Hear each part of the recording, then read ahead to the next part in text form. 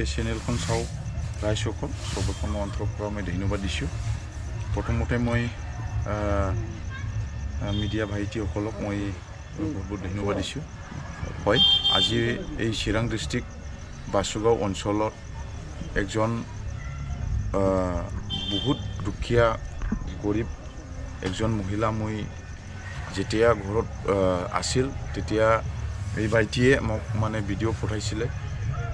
পঠোৱাৰ লগে লগে মই গম পাই গ'ল যে অৱস্থা বহুত বেয়া। তাৰ কাৰণে মই ফোন কৰিলোঁ ডাইৰেক্ট যে দাদা আপুনি এনেকুৱা খালি যদি পৰহি যদি আহিব পাৰে অলপমান যদি সহায় কৰিব পাৰে খুব ভাল হ'লে হয় বুলি ভাইটিয়ে কৈছে। তেতিয়া মই ক'লোঁ যে ঠিক আছে, খালি পৰহিটো বাদ দিয়ক, মই এতিয়াই ওলাম, আধা ঘণ্টা পৰে মই ওলাই যাম আৰু ওৰ কাৰণে কি লাগে এইটো মোক জনাই দিব, মই যিমান পাৰে মই হেল্প কৰিম।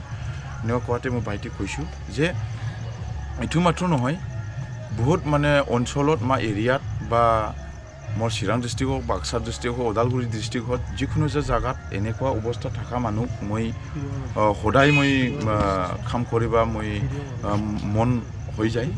কিয় কাৰণে আজি এই মানুহে বুঢ়ী মানুহ হয়, কৈছে যে বেটা দুজন আছিল মৰি গৈছে আৰু এজন আছে ওদালগুৰিত ছোৱালী ৰঙাপাৰাত, এইটো মানে খবৰ নাই বুলিয়া মানে মোক খবৰ যোগাযোগ নাই বুলিয়া কৈছে।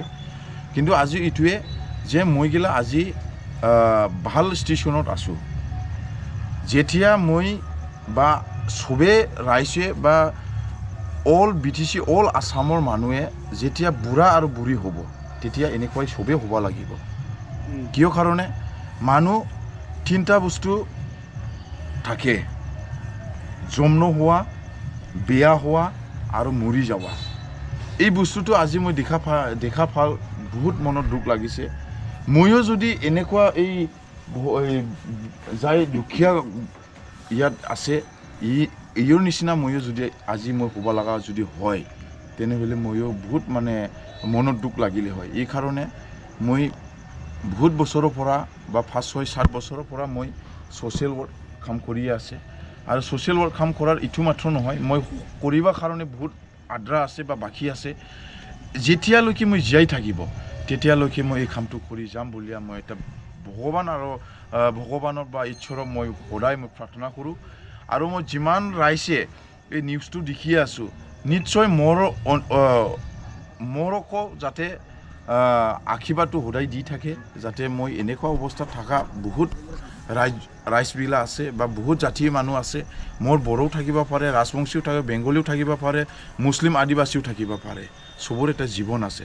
এইকাৰণে মই চবকে মই অনুৰোধ কৰিছোঁ যে মোৰ কাৰণে যাতে সদায় ভগৱানৰ লগত আশীৰ্বাদ কৰি থাকে, যাতে এনেকুৱা দুখীয়া গৰীব মানুহৰ লগত যাতে সদায় মই থাকি যাতে কাম কৰি যাব পাৰে। আজি আপুনি কি সহায় কৰিলে? আজি মই ইয়াত আহিখিনি ভাইটিক মই সুধিছোঁ যে ইয়াৰ কি অসুবিধা। তেতিয়া ক'ল যে থাকিবৰ কাৰণে জাগা নাই আৰু কম্বল নাই আৰু ড্ৰেছ পিন্ধিবৰ কাৰণে ড্ৰেছ নাই। এইটো মই সুধিখিনি মই কৈছোঁ যে এটা বিছনা, মোৰ বড়ো ভাষাত চৌকী বুলিয়ে কয়, বেড, এইটো মই আনিছোঁ আৰু এটা কম্বল আনিলোঁ আৰু এটা থচক আনিলোঁ আৰু দুটা ড্ৰেছ বুঢ়ী পিন্ধা মানে নৰমকৈ ড্ৰেছ এইটো মই আনিলোঁ আৰু খালি পৰা মানে ওৰ খাৱাটো মই কৈছোঁ যে একজন দোকানদাৰ আছে, দোকানদাৰ দাদাৰ লগত মই আলোচনা কৰি দিম, যেতিয়ালৈকে জীয়াই থাকিব এই জাগাত থাকিব তেতিয়ালৈকে মই এই দোকানৰ পৰা মই আনিয়া খাবি বুলিয়া মই এতিয়া কিবা দিছে আৰু কি মই এতিয়া যাই আলোচনা কৰিয়া ইয়াৰ ফুল দায়িত্বটো মই যেতিয়ালৈকে জীয়াই থাকিব, যেতিয়ালৈকে মৰি নাযাব তেতিয়ালৈকে মোৰ ইয়াৰ খাৱা দাৱা কিবাটো মই সদায় সহায় কৰি থাকিম।